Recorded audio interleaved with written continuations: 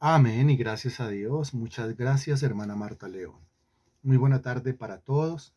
Bienvenidos. ¿Cómo están? ¿Cómo se encuentran? Es martes y al ser martes estamos mirando lo que es la parte práctica de los proyectos ahora espirituales, lo que tiene que ver con la espiritualidad en los proyectos. Exactamente estamos mirando nosotros lo que es el perfil de la imagen de Cristo, porque nosotros tenemos que ser moldeados o conformados a esa imagen como ya lo hemos estudiado de manera anticipada. Hemos estado revisando nosotros pues la cantidad de cosas realmente a las cuales nuestro Señor Jesucristo se dedicó, las cuales en las cuales el Señor Jesucristo participó activamente, se consagró, se ocupó,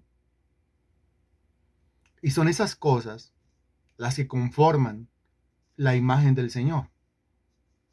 Para yo calcar en mi propia vida la imagen de Jesús, a mí me toca revisar qué fue lo que hizo Jesús, cómo era Jesús, cómo pensaba Jesús, cómo hacía las cosas Jesús. Y en la medida en que lo voy teniendo claro, pues eso es lo mismo que yo tengo que ir, eso es lo mismo que yo tengo que ir imitando. Aquí revisamos nosotros, por ejemplo, hace 8 días estaba yo exactamente en Bosa haciendo una eh, adecuación y una apertura, gloria a Dios, una obra que en una hora exactamente allí hay personas que están predicando la palabra de Dios y hay unas personas que están asistiendo a escuchar esa predicación de la palabra de Dios. Y desde allí se dio un mensaje, y el mensaje era la manera como el Señor Jesucristo entraba a una casa y lo que hacía dentro de las casas. Y hablamos nosotros hace 8 días acerca de tener ese plus, tener esa chispa, ¿se acuerda? Tener esa gracia, ¿se acuerda? Tener esa capacidad de romper el hielo con las demás personas. Y todo comienza desde el saludar,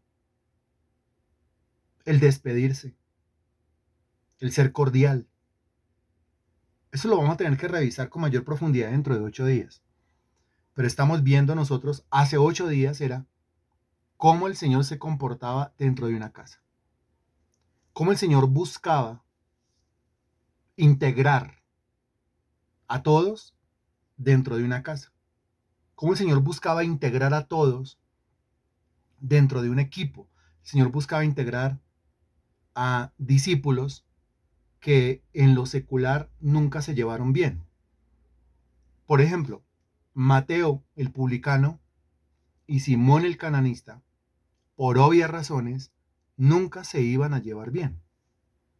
Porque Mateo era publicano, Mateo le servía al régimen romano, o sea, al gobierno, cobrando impuestos a sus propios compatriotas para darle el dinero de lo recaudado al imperio romano.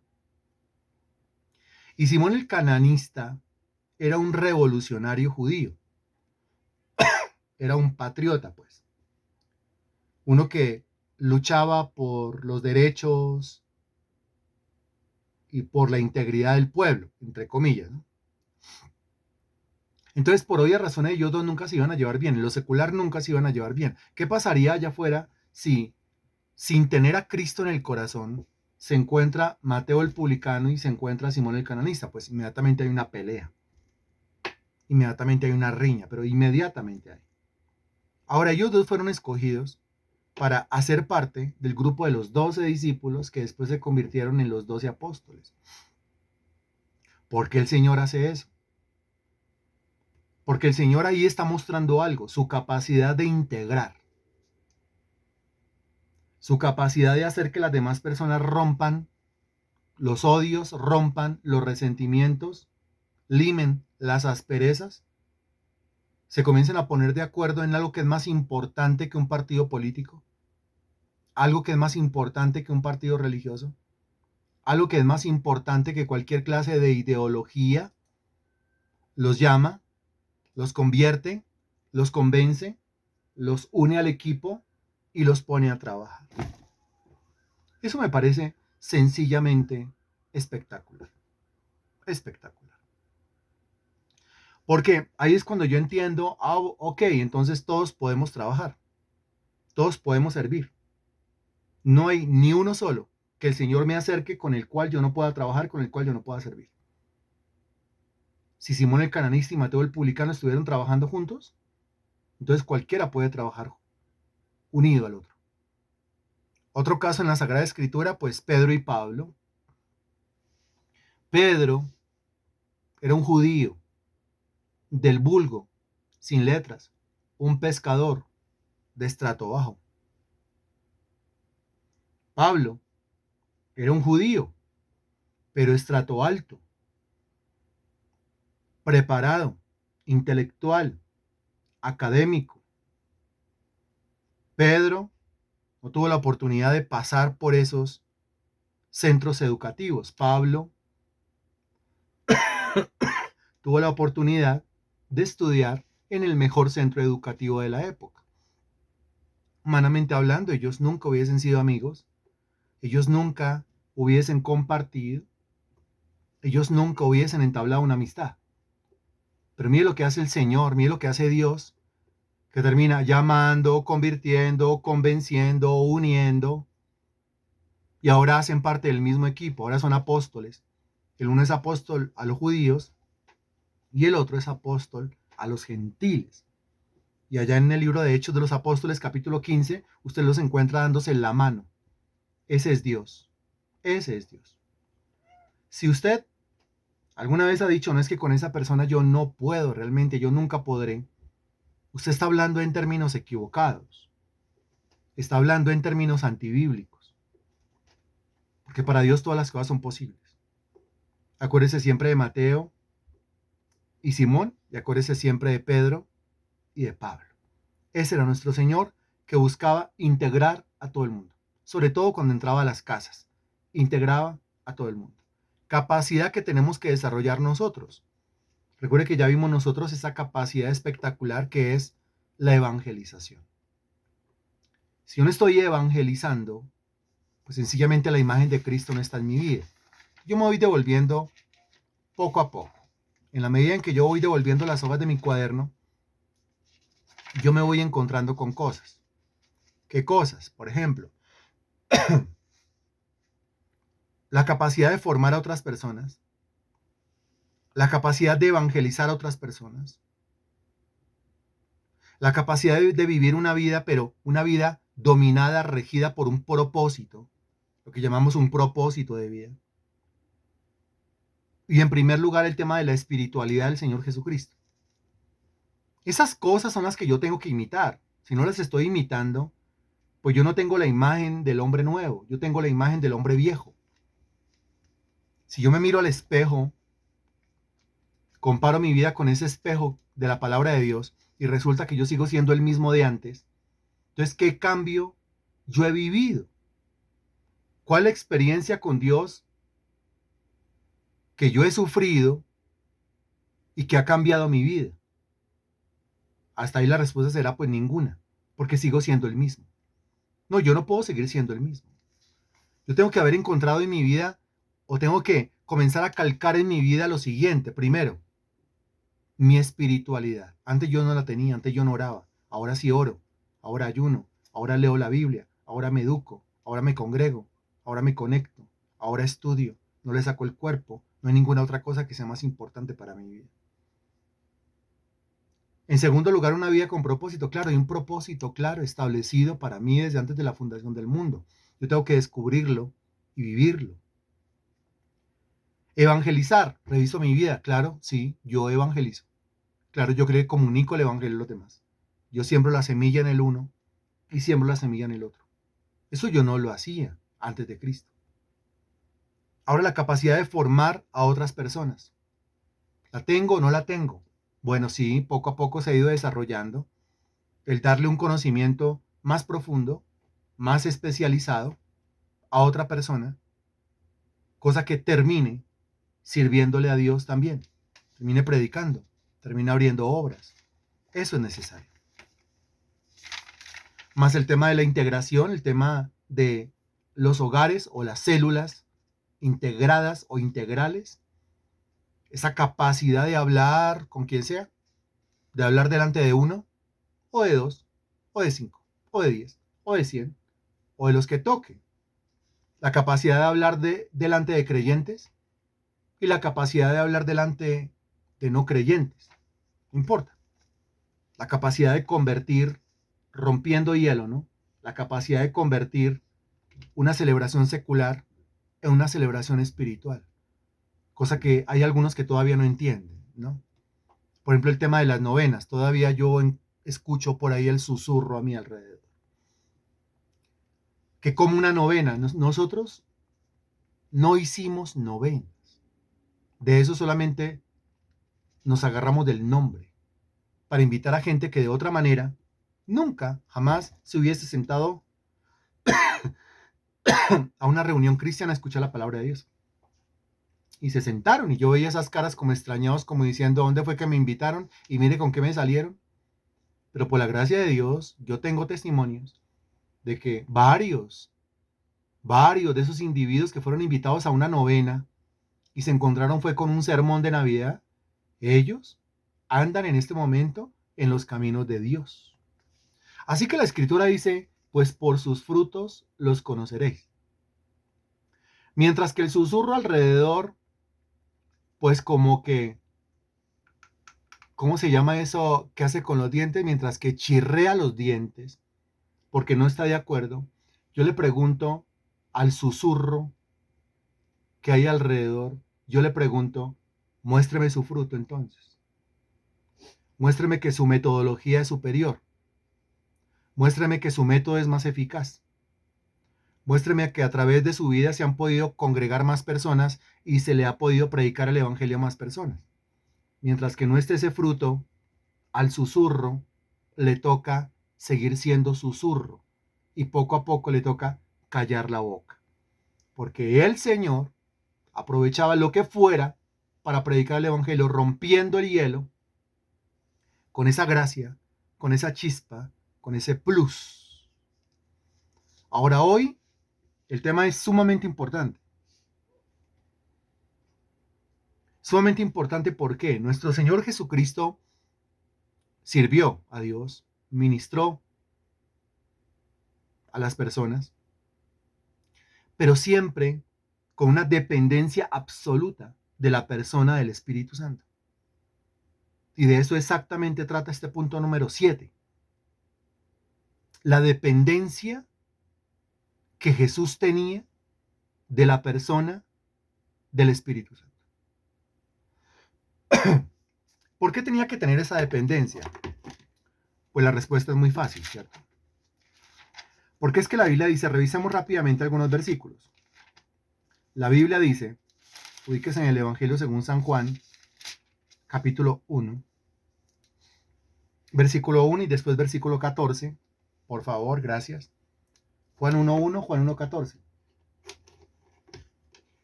Me avisa cuando ya, por favor, gracias. 2 personas más que me digan ya.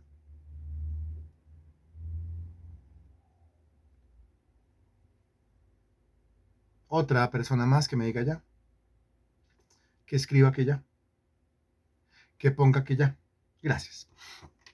Versículo 1 dice, en el principio era el verbo, que el verbo era con Dios y el verbo era Dios. Muy bien. Y el versículo 14 dice, y aquel verbo fue hecho carne y habitó entre nosotros. Y sin embargo, aunque el verbo fue hecho carne, mire lo que está dentro del paréntesis. Vimos su gloria. Gloria como el unigénito del Padre lleno de gracia y de verdad. Pero ¿cómo si el verbo se hizo carne? ¿Cómo si el verbo se hizo hombre? ¿Cómo es que vieron su gloria? Cuando era Dios, tenía la forma de Dios, es obvio que se veía la gloria, resplandecía la gloria. Pero al dejar la forma de Dios y adquirir una forma de ser humano, ¿cómo termina viéndose la gloria? Buena pregunta. Carta a los Filipenses, Carta a los Filipenses. Por favor.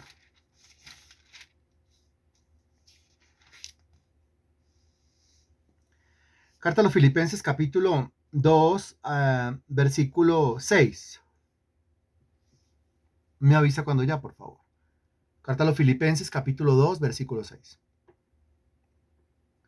Gracias. Dice, el cual, siendo en forma de Dios, o sea, Juan 1:1, el principio era el verbo y el verbo era con Dios y el verbo era Dios. El cual, siendo en forma de Dios, no estimó el ser igual a Dios como cosa a que aferrarse, sino que se despojó a sí mismo, o sea, Juan capítulo 1, versículo 14, el verbo se hizo carne, sino que se despojó a sí mismo, tomando forma de siervo, o sea, carne, hecho semejante a los hombres, o sea, carne, y estando en la condición de hombre, o sea, carne, se humilló a sí mismo, haciéndose obediente hasta la muerte y muerte de cruz.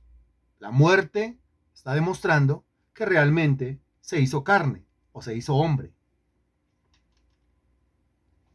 Como se hizo hombre y dejó la forma de Dios, eso lo dice el versículo 6, siendo en forma de Dios no estimó el ser igual a Dios como cosa que aferrarse, sino que se despojó de su forma de Dios, por lo tanto se despojó de sus atributos divinos, de su omnipotencia, su omnisciencia, su omnipresencia, de tal manera que cuando nació en un pesebre, pues lo que todos ven es un niño. Y cuando va creciendo, hasta la edad de 12 años, lo que todo el mundo ve es un niño convertido en adolescente. Y a partir de los 12 años, hasta que llega a los 30 años, al famoso bautismo en las aguas, lo que la gente ve es un adolescente que se convierte en un hombre adulto joven y después se convierte en un hombre adulto maduro. A los 30 años ya tiene que ser un hombre adulto maduro. ¿Pero qué se había visto? Lo que se había visto era un ser humano normal. ¿Por qué? Porque el Señor, al encarnarse, se convierte en un ser humano normal. Entonces, ¿cómo es que Juan capítulo 1, versículo 14 dice, y el verbo se hizo carne, pero dentro del paréntesis pone, y vimos su gloria? Gloria como del unigénito del Padre. ¿Cómo en ese ser humano normal se va a ver la gloria del Padre si él dejó los atributos divinos, que eran los mismos atributos del Padre, los dejó, se despojó para convertirse en 100% un hombre? Pues solamente hay una respuesta a esto. Un hombre, un ser humano, hombre o mujer, refleja la gloria de Dios siendo un ser humano normal, refleja la gloria de Dios a través de o por medio de, responda usted, a ver si estamos captando la idea.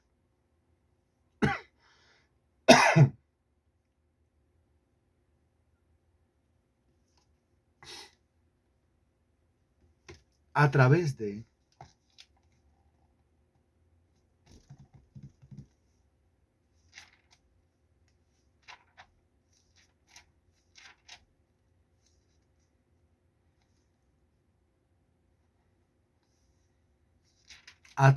y la pregunta es para todos. Entonces, a ver, ¿dónde está la respuesta de Gloria, la respuesta de Marta León, la respuesta de Natalia, la respuesta de Marley, la respuesta de Diva, la respuesta de Liliana, la respuesta de Rubelio, la respuesta de Henry, la respuesta de María Sánchez, la respuesta de Marta Poveda, la respuesta de Mario, la respuesta de Teresa, la respuesta de Carolina? ¿Dónde están? Gracias, muy amables. Muy bien. Me agrada que sin ninguna clase de presión, aparecen las respuestas, como se puede dar cuenta. Muy bien la respuesta. Un hombre normal manifiesta, muestra, demuestra la gloria de Dios, la gloria del Padre en su vida, siendo un hombre o una mujer normal, común y corriente, solamente a través o por medio de la persona, de la presencia y del poder del Espíritu Santo. No se puede de otra manera. Gloria en nosotros no hay, gloria en nosotros no existe. ¿Sí? La gloria del hombre es lo siguiente, dice la Biblia: sécase la hierba marchítase la flor. Eso es la gloria de los hombres. La hierba somos nosotros y la flor todos nuestros logros. ¿Qué va a pasar con nosotros? Sécase la hierba. ¿Qué va a pasar con la flor o nuestros logros o nuestros éxitos o nuestros alcances? Marchítase la flor. Respóndame usted. ¿Qué va a pasar con usted que es la hierba si el texto dice sécase la hierba? ¿Y qué va a pasar con sus logros, sus éxitos, sus adquisiciones si la Biblia dice marchítase la flor?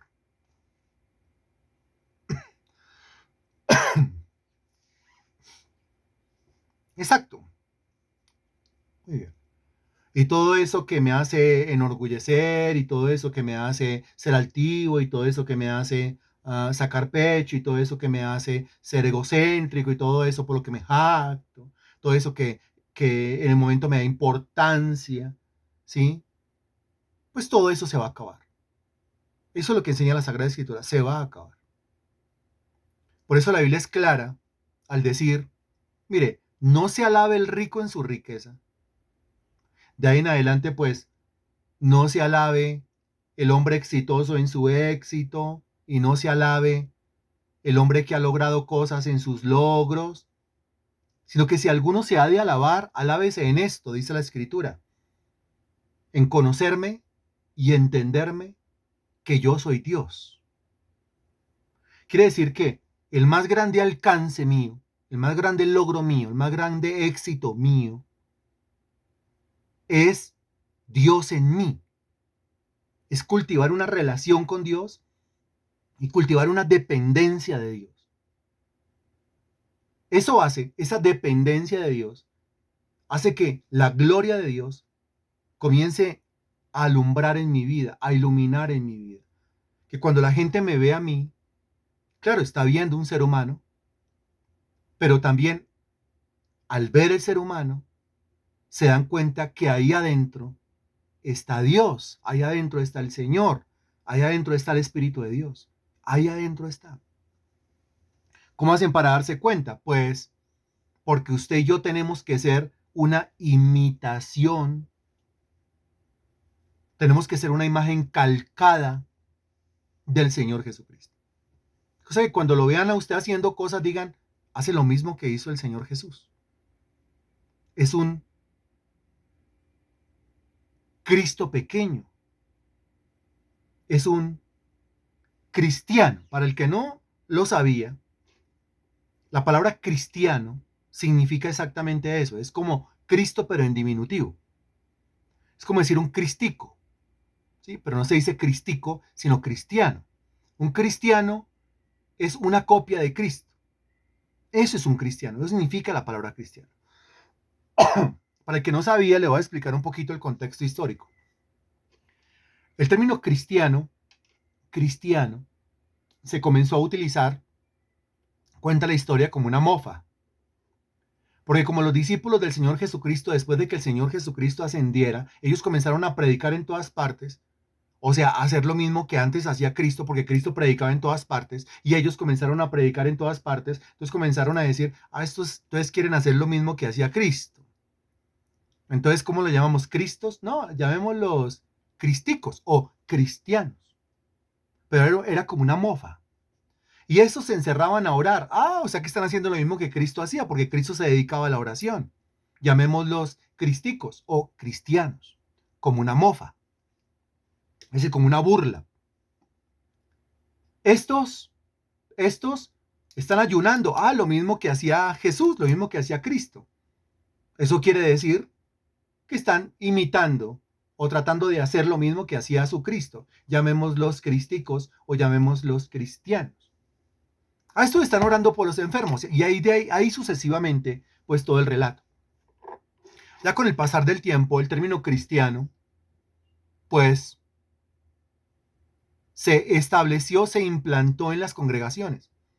La Biblia dice en Hechos de los Apóstoles capítulo 11 que a los discípulos se les llamó cristianos por primera vez en Antioquía. O sea que a los congregados, a los discípulos de Cristo, a los fieles de Cristo, les pareció bien llevar sobre sí el término que usaban los mundanos para mofarse o para burlarse de ellos. Porque el término en sí significa que yo estoy imitando al Señor Jesucristo. Entonces, ¿sabía usted que la palabra cristiano significa imitador del Señor Jesucristo?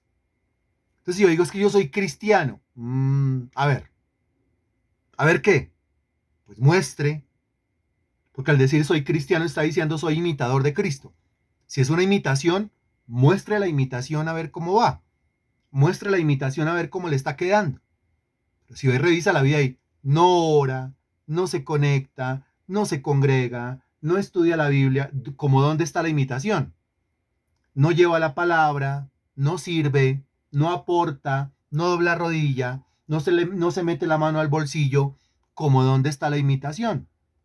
No siembra el evangelio, no forma a otros, no tiene la gracia para romper el hielo. ¿Se cree usted el más de su cuadra, el más de la calle, el más de la carrera, el más del vecindario? A duras penas el saludo y la despedida porque yo no me junto, porque yo no me contamino, como dónde está la imitación. ¿Qué tan buen vecino cree usted que era el Señor Jesucristo? Si usted fuera vecino de Jesús, Jesús vive en la casa de al lado, ¿qué tan buen vecino cree usted que era él? Cuando los dos, por casualidad, iban saliendo de sus casas al mismo tiempo, ¿qué cree que pasaría? Cuando los dos se encontraban en el mismo lugar comprando tomates, luego el Señor Jesucristo compró tomates, vuelvo y hablo de un ser humano normal. ¿Cómo sería? Amargado, chévere, hipócrita, ¿qué más vecino? Y después, uy, ese vecino. No, nuestro Señor Jesucristo, obvio que no era así.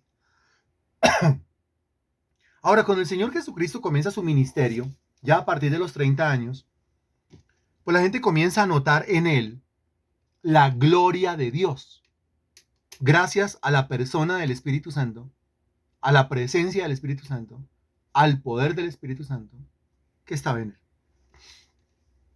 Cuando hablamos de la dependencia de Jesús a la persona del Espíritu Santo, tenemos que hablar mínimo de 4 cosas.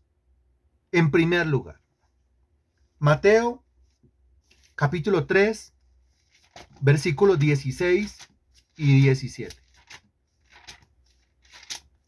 Mateo capítulo 3, versículos 16 y 17.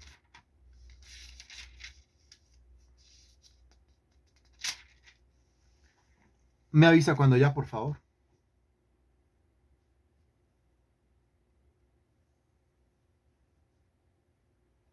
Listo, dice, y Jesús, después que fue bautizado, subió luego del agua, y aquí los cielos le fueron abiertos, y vio al Espíritu de Dios, que descendía como paloma, y venía sobre él. Y una voz de los cielos que decía, este es mi Hijo amado, en quien tengo complacencia. Lo que usted encuentra aquí en Mateo capítulo 3, que tiene como título sobre el versículo 3 el bautismo de Jesús, es el doble bautismo de Jesús, que siempre se habla de uno, el de las aguas, el que ofició Juan el Bautista. Pero no se habla del otro, porque dice claramente que, versículo 16, Jesús después que fue bautizado subió luego del agua, o sea, se ofició el bautismo en aguas en la persona de Cristo, pero cuando subió vino otro bautismo. ¿Cuál bautismo? Pues mire quién vino sobre el Señor Jesús, la persona del Espíritu Santo. Aquí tenemos un doble bautismo, bautismo en las aguas y el bautismo en o con el Espíritu Santo. El Espíritu Santo bautizó a Jesús, llenó a Jesús, empoderó a Jesús, le dio a Jesús las capacidades necesarias para realizar la tarea.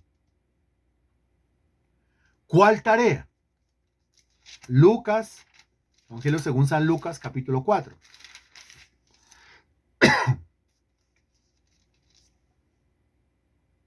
Lucas, capítulo 4. Versículo 18. Dice, el Espíritu del Señor está sobre mí. ¿Está sobre mí desde cuándo? Responda usted, por favor. El Espíritu del Señor está sobre mí, hablando Cristo. ¿El Espíritu del Señor estaba sobre Cristo desde cuándo? Pues lo acabé de explicar, ¿cierto? Pero responda usted, por favor. La pregunta es para unas 13 personas al menos.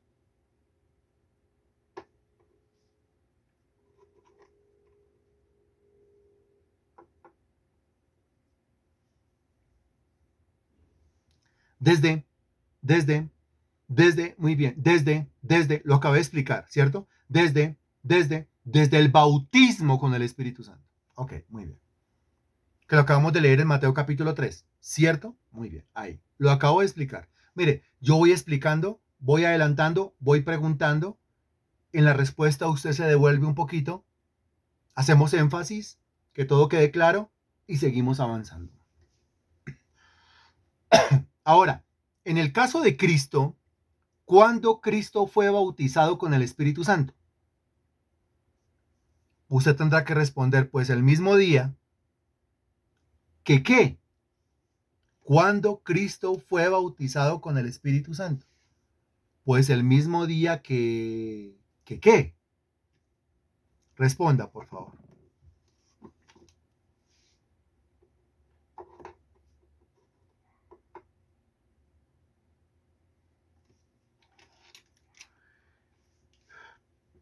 Pues el mismo día que fue bautizado en las aguas, exactamente así. Es el mismo día. ¿Sí?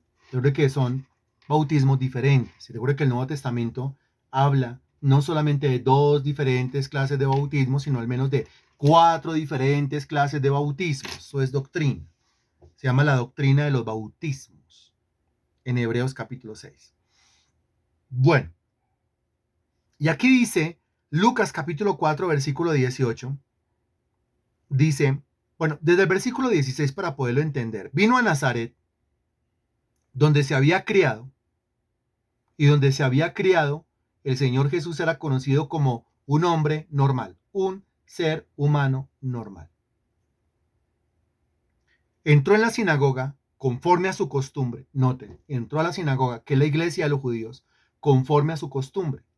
Eso lo vimos en el primer punto. Las costumbres santas de Jesús. Y una de las costumbres santas de Jesús era no perderse un solo culto en la sinagoga.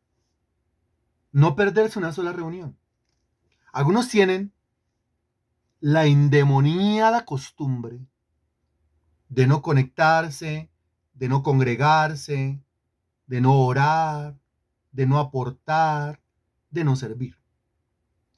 Algunos tienen la endemoniada costumbre de, aunque no lo puede tomar en vivo, pero la clase quedó ahí, colgada, grabada, y ni aún así en esa persona se está calcando la imagen de Cristo. No, esa persona tiene la imagen del viejo hombre, la imagen del hombre mundano, la imagen del hombre secular, la imagen del hombre impío. Antes no leía la Biblia y ahora tampoco. Antes no le prestaba atención a una predicación y ahora tampoco. Antes no le servía a Dios y ahora tampoco. Dígame dónde está el cambio, dónde está la transformación y dónde está la imagen de Cristo en la vida de aquella persona que está recibiendo la exhortación, lógicamente. Pues no está. Y es la imagen de Cristo la que tiene que plasmarse en mí. ¿Dónde está? ¿Dónde está que no aparece? Pues ¿dónde está? Que es que yo estoy tan centrado, tan concentrado en otras cosas, menos en lo que realmente tengo que estar centrado y a lo que realmente tengo que estar conectado. Entró a la sinagoga conforme a su costumbre y se levantó a leer. Era conocido en la sinagoga, ¿no? A un desconocido nunca jamás le darían el privilegio de leer alguna parte de la escritura en la sinagoga y mucho menos le darían el privilegio de interpretar el pasaje que acaba de leer en culto público en la sinagoga. ¿Por qué a Cristo sí? Porque en la sinagoga lo conocían, porque él se crió en Nazaret, porque la sinagoga de Nazaret era su iglesia y porque él no se perdía culto de su iglesia. ¿Nos dice algo esto? Ay, ay, ay, hace como un mes que no voy a la iglesia. Hace como mes y medio que no voy. Hace como tanto tiempo que no me conecto a un discipulado. Y mire, tantas cosas que el Señor nos da a nosotros como ministerio para mantenernos activos, sirviendo, avivados, en comunión, en relación con el Señor, como la oración de las 5 de la mañana. Algunos, ¿dónde están?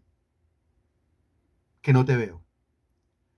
El mismo día a las 6 de la tarde, discipulado, ¿dónde estás? Que no te veo. Es que yo a las 5 de la mañana no puedo. Ah, bueno, no puedo a las 5 de la mañana, vemos a las 6 de la tarde. No, tampoco. ¿Tampoco? Tampoco, eso ya es sospechoso, ¿no le parece? Sospechoso. Ahora, bueno, no puede a las 5, ok. Y no puede a las 6 de la tarde, ok. Entonces no puede ni orar ni estudiar, ok. Al que le caiga el guante que se lo chante, ¿sí? En eso consiste la predicación, y en eso consiste la aplicación, y en eso consiste la exhortación. Bueno, entonces entre semanas hacemos un montón de cosas. Tenemos que hacer un montón de cosas, ¿no es cierto? ¿Cómo qué montón de cosas? Pues mira lo que hicimos la semana pasada, fuimos a Ibagué. Mira lo que hicimos el martes. Se establece la obra en Bosa como una obra de iglesia. Miércoles y jueves estábamos nosotros en Ibagué. ¿Sí? De alguna manera yo tengo que servir, de alguna manera tengo que extender la mano, como lo repite Natalia a cada rato en sus oraciones y cuando habla. Es que si uno no desciende en la canasta, pues entonces al menos sostenga el lazo para que el que se baja en la canasta, pues no se dé duro contra el mundo allá a su porrazo. Entonces yo puedo hacer algo estando cerca, yo puedo hacer algo estando lejos, como sea. No necesariamente tengo que estar cerca. Yo puedo estar lejos y desde mi lejanía yo puedo hacer algo para Dios, yo puedo hacer algo para el Señor. Ahora, estuvimos allá y muchos de ustedes extendieron la mano, muchos de ustedes sostuvieron el lazo y es gracias a esa ayuda suya, gracias a ese aporte suyo y en todas las redacciones y en todos los informes yo lo pongo. Gracias por tu aporte sin el cual sería imposible hacer esto. Yo lo reconozco, claro que sí. Y entonces estuvimos el jueves allá. Ok. Y el sábado, entonces estuvimos en 3 lugares diferentes de Ciudad Bolívar. Primero Buenos Aires en la mañana, después de mediodía Villa Esperanza y en las horas de la tarde Mochuelo. Ok, bajamos. ¿Cómo va bajando uno? Ya rendido. A las 6 de la tarde tuvimos una conexión casi hasta las 8 de la noche con lo que es el equipo de alabanza, que ha comenzado el ensamblaje. Gloria a Dios por Edwin, percusionista, pianista. Gloria a Dios por su esposa, Joana, que es cantante. Sabe que Joana fue una de las voces principales de los coros de la iglesia del Padre Chucho. ¿Cuál Chucho? Chucho, Jesús Orjuela. Chucho, el famoso padre Chucho. Y mire de dónde el Señor la saca hace tiempo. Y mire lo que el Señor comienza a hacer. Y ahora el Señor la tiene cantando para él. Qué impresionante las cosas que Dios hace. Pero entonces tocó conexión para comenzar a ensamblar, para comenzar a mirar que una canción, que la otra, que si así, que si no. Muy bien, es eso, sábado. Eso fue el sábado, después de 3 reuniones por allá en la lejos. Ahora corra para conectarse a la otra reunión virtual. Ok, termine eso y pues comience a darle las últimas pinceladas al sermón del domingo. El domingo estamos ahí en pleno culto. Unos problemas de luz ahí ya del barrio, del vecindario, nada que ver con nosotros, pero nos afectaron. Y sin embargo, ahí, dele. Y para el que no lo sabe, un culto de domingo para usted no sé a qué horas comienza, pero un culto de domingo para nosotros, para mí al menos comienza a las 5, 5:30 de la mañana. Tiene que ser al menos una hora de oración, tiene que ser al menos una hora de preparación en cuanto a la disposición del corazón con el Espíritu de Dios, la palabra de Dios, el versículo, el bosquejo, que quede claro. Y comienza a sacar cosas. pero hay que sacar cabina de sonido, hay que sacar consola de sonido, hay que ir cargando el vehículo de las cosas que se van a trasladar. Entre rápidamente, algún tinto, algún café, métase al baño, arréglese y corra. Allá saque las cosas, despliegue las cosas, organice las cosas, conecte las cosas, hágale el sermón. Usted se fue, estimado hermano en Cristo, se despidió. Le pregunto yo que cómo le pareció la reunión y me dice que fue espectacular, gloria a Dios, pero usted se fue y a usted le consta que todas las cosas van quedando en la puerta. Después hay que recogerlas, hay que volverlas a meter al vehículo, hay que traerlas y hay que organizarlas. Aparte de que el domingo en las horas de la tarde botamos las cosas aquí en la casa y tocó irnos a hacer otras diligencias y llegamos aquí por allá a las 8 o 9 de la noche, si el cálculo no me falla. Ok, muy bien. Y entonces ya esta semana es semana de nuevos retos. ¿Por qué? Porque el Ministerio de los Plenitos, tenemos al menos 3 reuniones con niños. Esa reunión con niños se llama Plenitos, así se ha llamado desde el principio, plenitud, plenitos. Esa reunión tenía que ser dotada de un montón de cosas, de un montón de... Ahí lo tiene en el grupo. Usted revisa el grupo, ¿sí? Lo que se publica en el grupo es importante. Ese sí es importante, ¿no? Creo que más importante que cualquier otro grupo. Porque ahí usted nota el crecimiento de la obra. Entonces se informa lápices, colores, borradores, tajas lápices, hojas, foamy, escarcha, una cosa, la otra, que se necesita para hacer una tarea con niños, para poderlos hacer bolas, pero con esas bolas explicarles la palabra de Dios, para ponerlos a hacer flores, pero con esas flores explicarles la palabra de Dios. Ah, muy bien, listo. Pero aparte, entonces es que el Ministerio de Alabanza necesita un lugar donde ensayar. ¿Y dónde ensayan? ¿En la sala de una casa? ¿En la sala de un apartamento? No, el Señor apareja, abre una puerta. Claro, pagando un alquiler, que lo paga usted, que lo pago yo, que lo pagamos entre todos, ya hay un lugar para ensamblar el equipo de alabanza y adoración del Ministerio Plenitud. Algo que nos hacía falta, algo en lo cual estábamos cojos, pues ya no estamos cojos. Gloria a Dios, Dios es bueno. Pero es un trabajo que se hace entre todos. Y vuelvo y repito, de alguna manera yo, usted, nosotros debemos extender la mano, doblar la rodilla y ayudar para que esto surja, para que esto salga adelante. Pero si ni lo uno, ni lo otro, ni a las 5, ni a las 6, ni el martes, ni el jueves, ni el viernes, ni el sábado, ni el domingo, pero para nada. Entonces yo me encuentro con personas que en el grupo o en el Facebook siempre colocan las manitos. Y son esas personas que nunca hacen nada para Dios, nunca hacen nada para el ministerio, nunca hacen nada para la obra. Y yo digo, ¿pero este qué? O sea, ¿qué significa la manito? La manito significa, no, es que no sé ni cómo interpretarlo. Esto para hablar de la espiritualidad del Señor Jesucristo. Y esa espiritualidad se va convirtiendo, miren lo que dice, se levantó a leer.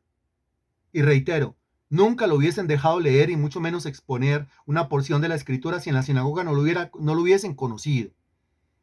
Y si no lo hubiesen conocido como un judío juicioso, como un judío de testimonio. O sea, ya no dejaban subir a cualquier mundano. Versículo 17. Y se le dio el libro del profeta Isaías, y habiendo abierto el libro, halló el lugar donde estaba escrito. Mira, halló el lugar donde estaba escrito. O sea que tenía manejo bíblico. ¿Sí se da cuenta? Tenía manejo bíblico. Algunos se les dicen, bueno, vaya busque el libro de Sofonías. Entonces tiene que ir al índice o, como ahora es la época de la pereza, entonces con el celular, yo abro la aplicación, Sofonías, pin, capítulo, versículo, y el celular busca. Pero eso privó al cristiano de desarrollar la capacidad del manejo bíblico. Pero a Cristo se le dio un libro y tenía manejo bíblico, entonces fue a la parte donde el profeta Isaías dice, versículo 18, el Espíritu del Señor está sobre mí, por cuanto me ha ungido. Y eso es impresionante, ¿por qué? Porque nos enseña que cuando el Espíritu Santo viene sobre uno, uno queda ungido. Que la unción consiste en que el Espíritu Santo esté sobre mí. Y que si el Espíritu Santo está sobre mí y yo ahora quedé ungido, es para hacer algo, porque dice, el Espíritu del Señor está sobre mí por cuanto me ha ungido para. Aquí usted ve una dependencia de Jesús en la persona del Espíritu Santo, porque no hubiese podido iniciar su ministerio, ni desarrollar el ministerio, ni acabar el ministerio, a menos que fuese asistido por la unción, a menos que fuese asistido por la persona del Espíritu Santo. ¿Pero por qué? Porque es que se despojó de su forma de Dios. Y la tarea consistía en, entonces pasemos a otro punto, el mismo versículo 18, parte B, para dar buenas nuevas a los pobres. La gente se admiraba de la doctrina del Señor Jesucristo.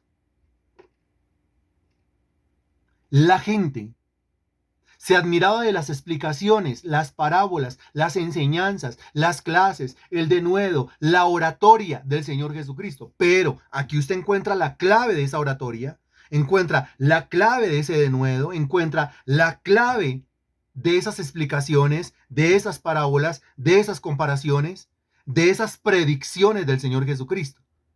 ¿Quién le daba al Señor Jesucristo ese denuedo, esa oratoria, esa facilidad, esa soltura, esa capacidad de expresarse convenientemente? Ahí usted lo encuentra. ¿De quién dependía el Señor Jesucristo para hablar? ¿De quién dependía el Señor Jesucristo para enseñar? ¿De quién dependía el Señor Jesucristo para asesorar, para aconsejar? ¿De quién dependía? Del Espíritu Santo. ¿De qué estamos hablando en este punto número 7? La dependencia del Señor Jesús a la persona del Espíritu Santo. Y si yo no dependo del Espíritu Santo, como dependió Jesús del Espíritu Santo, pues ¿dónde está en mí la imagen de Cristo entonces?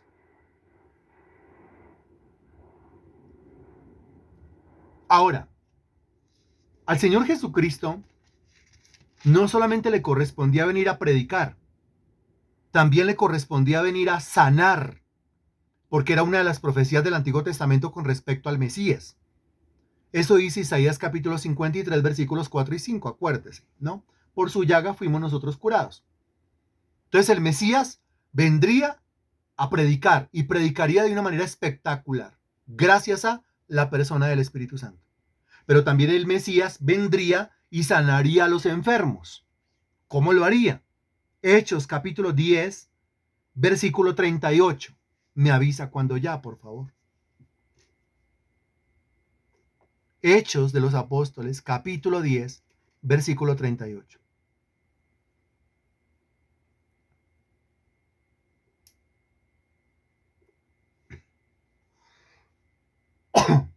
Dice, como Dios ungió, la misma terminología de Lucas 4:18, como Dios ungió con el Espíritu Santo y con poder, quiere decir que la unción me da de nuevo la capacidad para hablar, pero también la unción me carga de poder espiritual. Como Dios ungió con el Espíritu Santo y con poder a Jesús de Nazaret, y como éste anduvo haciendo bienes, note, y sanando a todos los oprimidos por el diablo, porque Dios estaba con él. Entonces aquí tenemos que analizar lo siguiente. El Señor tenía la capacidad de sanar a los enfermos, ¿sí? ¿Qué le daba esa capacidad de sanar a los enfermos? El poder que tenía. Ok. Ahora, ¿qué le daba el poder que tenía? La unción que tenía. Muy bien.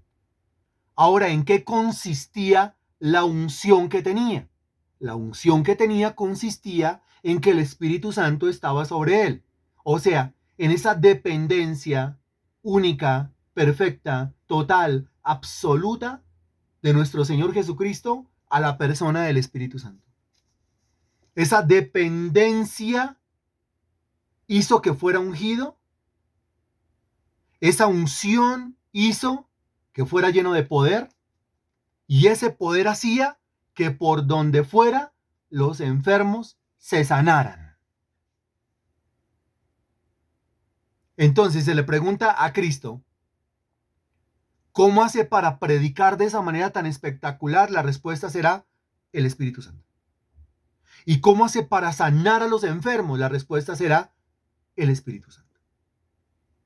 Pero esto no es todo, porque el Señor Jesús, como Mesías, como Cristo, debía venir y debía predicar de una manera espectacular. Pero también tenía que venir a sanar a los enfermos, pero también tenía que venir a liberar a los endemoniados. Y con respecto a eso, y ya es la última cita bíblica de la noche, Mateo capítulo 12, versículo 28. Búsquelo, por favor. Mateo capítulo 12, versículo 28. Me avisa cuando ya, por favor. Creo que me están diciendo que ya, ¿cierto? Alguien más que diga que ya. Mateo capítulo 12, versículo 28. Alguien más que diga ya. Gracias, muy bien. Dice el versículo 28, pero si yo, está hablando Cristo, ¿no? Pero si yo, por el Espíritu de Dios, echo fuera los demonios. Uy, qué frase tan espectacular.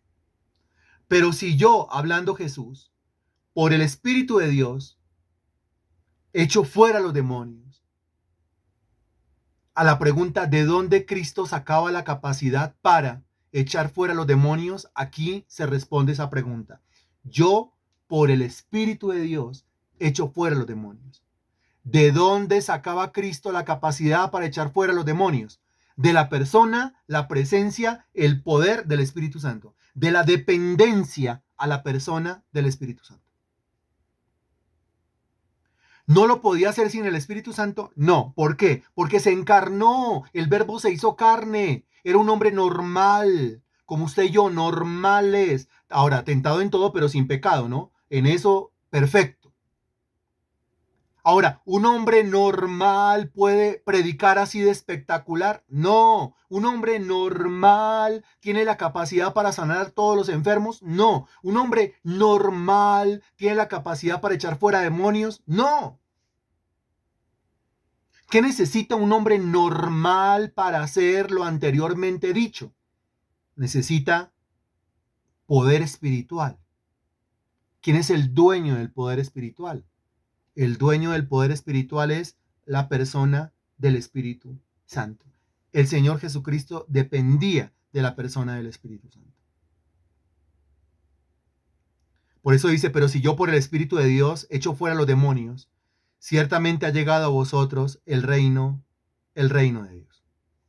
Dependía completamente de él. Conclusión. Si yo no estoy dependiendo de la persona del Espíritu Santo y esa dependencia se nota. ¿Cómo se nota? A Cristo se le notaba. ¿Por qué? Algo comenzó a pasar en su boca. Algo comenzó a pasar en su lengua. Algo comenzó a pasar en su intelecto. Algo comenzó a pasar en su denuedo, en su capacidad oratoria. Comenzó a predicar de una manera poderosa. Gracias a la dependencia del Espíritu Santo. A continuación, los enfermos comenzaron a ser sanados. A continuación, los cautivos comenzaron a ser liberados. Y aplicándole este ministerio, entonces, a continuación, los predicadores comenzaron a multiplicarse. A continuación, las células o casas de fe comenzaron a abrirse aquí y comenzaron a abrirse allá. A continuación, un equipo se va uniendo, se va fundiendo, de tal manera que si hay una actividad que promueva el reino de los cielos, todos de una u otra manera, estando cerca o estando lejos, estamos extendiendo la mano y estamos o deslizándonos por la canasta o sosteniendo el lazo, ayudando de alguna manera. Eso es resultado de la comunión, resultado de la relación con la persona del Espíritu Santo. Estimado hermano en Cristo, me quedan 2 minutos para decirle lo siguiente. Tenemos planeado el retiro espiritual. Hace mucho que nosotros no hacemos un retiro espiritual. No somos de retiros espirituales frecuentes y constantes. Y tampoco somos de estar pidiendo nosotros dinero, ni estar pidiendo cuotas exactas a nadie. Eso es una cosa que mueve el Señor, es una cosa que mueve el Espíritu Santo. Ese retiro espiritual, según lo que Dios va mostrando, por la cantidad de cosas que van ocurriendo, lo vamos a hacer entre el sábado 4 y el domingo 5 de mayo. Usted me preguntará, ¿por qué 4 y 5? Porque nosotros tenemos que, uno, volver a Ibagué, ojalá antes de que termine mayo, y hacer una visita a la obra. Bueno, le doy esta noticia. Siempre lo publico en los grupos primero, pero le doy la noticia a usted porque debe tener la prioridad porque está conectando. Hoy se conectó o hoy me puso un mensaje Margarita Mota. Ya he hablado de Margarita. Margarita ya consiguió un lugar para iniciar las reuniones. No hemos orado todas estas mañanas porque el Señor le abra las puertas y le dé un lugar a Margarita para iniciar las reuniones. ¿Lo hemos dicho o no lo hemos dicho? ¿Lo hemos orado o no lo hemos orado? Lo hemos orado. Padre Margarita, Padre Duitama, Padre Boyacá, Padre, ayúdala con su gestión, Padre, dale un lugar. ¿No es cierto? Hemos orado y el Señor ha concedido y hoy ella me puso un mensaje diciendo, tengo lugar para hacer las reuniones. Ok. Ella comienza a hacer las reuniones probablemente la otra semana porque es el parón escolar. Entonces los niños no van al colegio. Y ella va a iniciar una labor con niños, con adolescentes, con la proyección de llegar a los papás. Pero el fuerte de ella es los niños. Realmente en esta época el Señor se está moviendo en esos semilleros, sembrando la palabra en niños y en adolescentes. Eso quiere decir que ya hay lugar y probablemente la reunión se comience la semana entrante. ¿Quién aplaude conmigo? Usted ha orado. Se lo hemos pedido a Dios, se lo hemos pedido al Espíritu Santo. No es una obra que está allí a la vuelta de la esquina, no es una obra que está en Duitama. Gloria al Señor. Esto ya llegó hasta por allá, hasta Boyacá. Qué maravilloso es nuestro Dios. Bueno, muy bien. Eso quiere decir que, mire, o nosotros, antes de que se termine mayo, tenemos que ir a Duitama y en junio tenemos que ir nuevamente a Ibagué, quedarnos más de 2 días para dedicarnos única y exclusivamente a la evangelización con el fin de empujar y ayudar al hermano Rubelio, o antes de que se termine mayo, ir donde el hermano Rubelio Ibagué y en el mes de junio hacer la visita en Duitama a Margarita con el fin de llevar lo que ella necesite, sí, lo que ella necesite para hacer la tarea ya con estos niños y con estos adolescentes. Por eso estamos hablando de tener nuestro retiro espiritual, de hacer nuestro retiro espiritual la primera semana del mes de mayo. ¿Dónde lo vamos a hacer? También Dios está mostrando. ¿Por qué? Porque necesitamos que venga el hermano Rubelio. Necesitamos que venga gente de Ibagué. Eso quiere decir que lo más conveniente sería por esa carretera a Ibagué. Y por esa carretera a Ibagué nosotros tenemos lugares como por ejemplo Chinauta. Entonces es que uno se atiene a lo que Dios va mostrando. Y de acuerdo a lo que uno tiene que hacer antes de terminar mayo y al comenzar junio. Entonces tiene que ser comenzando mayo. Y con el fin de facilitar al hermano Rubelio, porque él está haciendo una obra ya, pero al mismo tiempo él tiene un trabajo secular. Entonces la idea es facilitarle, ¿sí? Que nos encontremos en la mitad del camino, que sea en la mitad del camino, que él venga, que nosotros vayamos, que tengamos nuestro retiro espiritual, si él puede ir con más gente, gloria a Dios, y tengamos nuestro retiro espiritual y cuando salgamos de ahí, él va para su Ibagué y nosotros nos venimos para nuestra Bogotá. Tercero, ¿cuánto cuesta ese retiro? Estamos nosotros precisamente en esas cuentas. Vuelvo y le repito a usted que nosotros nunca tomamos el tema de los retiros espirituales como un negocio para la iglesia. Nunca. Siempre se ha cobrado lo que es justo. Mire, en la finca cobran tanto por la estadía, cobran tanto por la alimentación y el del bus nos está cobrando tanto que multiplicado por tantos pues da tanto. Ahora, eso depende de, porque es que estamos hablando hasta el momento de unos 160, 170, 180 mil pesos hasta donde vamos. Pero eso puede disminuir. ¿Y cómo hacemos para que disminuya? Disminuye de acuerdo a la cantidad de personas que vayan. ¿Por qué? Porque la finca o el lugar lo prestan para X cantidad de personas. X. Vayan 10, vayan 20, vayan 50, van a pagar lo mismo. Entonces, si vamos 10, pues será más. Si vamos 50, si vamos 60, pues será menos. Y ahí comenzamos nosotros a abaratar costos. Ahí comenzamos nosotros a disminuir los costos. Claro, podemos conseguir un transporte más económico. Hasta ahora es tentativo esto. Pero hace un rato cuando me dijeron, cuando estaban sacando cuentas más o menos, pero yo no he publicado nada en concreto. Yo con cuentas no juego, con dinero no juego. Aquí hacemos todo de manera transparente o tratamos al menos de hacerlo transparente. Entonces, mire, tenemos lo siguiente. Tenemos semana entre el 4 y el 5 de mayo. Porque después ya sabe lo que viene, son dos cosas, terminando mayo y comenzando junio. Segundo, tendrá que ser por esa vía hacia Chinauta, o más para allá, o más para acá, con el fin de que la obra de Ibagué comience también a pegarse y a fundirse, al menos el hermano Rubelio. Y tercero, el costo depende de cuántas personas vayamos. Hasta el momento me han confirmado 2. Y no puede ser que sigan pasando los días y me toque como presionar o como obligar para que la persona confirme.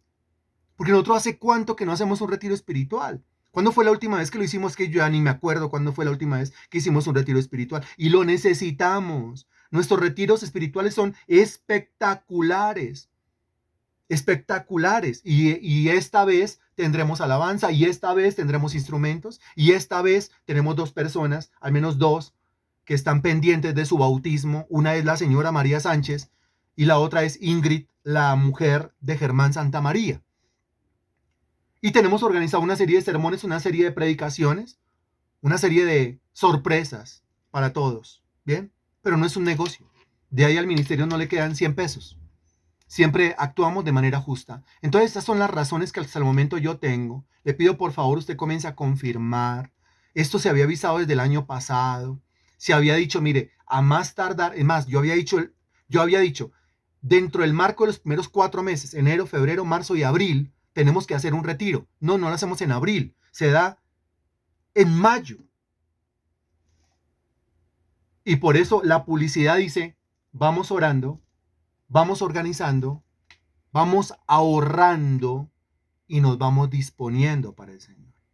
Le pido por favor, vaya usted confirmándome al interno que usted va a ir al retiro espiritual. Si usted lo quiere ir abonando de a poquitos, ya le di una cifra más o menos, pero si vamos más, disminuye.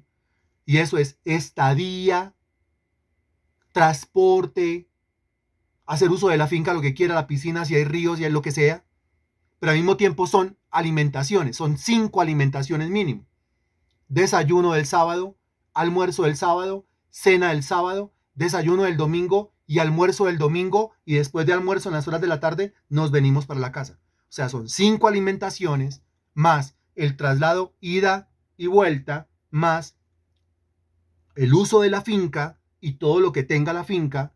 ¿Pero por qué finca? Pues porque necesitamos un lugar que tenga agua, y un lugar aislado, y un lugar apartado, y un lugar que tenga un salón para podernos reunir, y que tenga todas las comodidades, y que tenga baños limpios y camas limpias. Usted se sienta muy bien y tengamos unos ratos maravillosos. Bueno, usted ya sabe cómo funciona esto.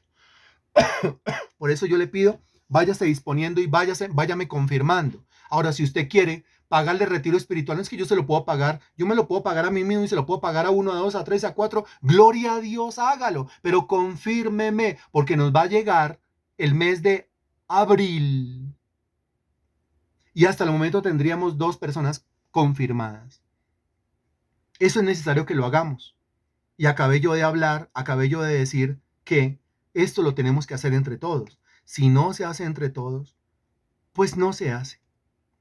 ¿Tiene usted una finca en Chinauta que nos pueda alquilar más económico? Gloria a Dios. ¿Tiene usted un bus para 40 personas que nos pueda alquilar más económico? Gloria al Señor. De eso se trata. Maravilloso Dios, te damos gracias. Gracias por tu palabra y por tu presencia en esta predicación, en este sermón. Te pido, Santísimo Dios, que seas tú, obrando en la vida de cada hermano, dando el recurso, dando la fe, dando la disposición, dando la motivación, mi Señor, para movernos de aquí, Señor Dios, y encontrarnos contigo, un encuentro, un retiro espiritual necesario para todos, un retiro de intercesión, un retiro de súplica, un retiro de clamor por nuestra familia, por esos esposos, esposas endurecidos, por esos hijos endurecidos, Señor Dios. Si el pueblo de Dios se reúne y se concentra en un lugar a orar, pues tú haces estremecer, Señor Dios, la tierra, tú la sanas. Tú haces, Señor Dios, que las cadenas se caigan, que lo que está cerrado se abra y obras milagros en nuestras vidas. Te rogamos, maravilloso Dios, que así lo hagas y que dispongas nuestros corazones. Todo eso yo te lo pido en el nombre del Señor Jesucristo. Amén y gracias a Dios.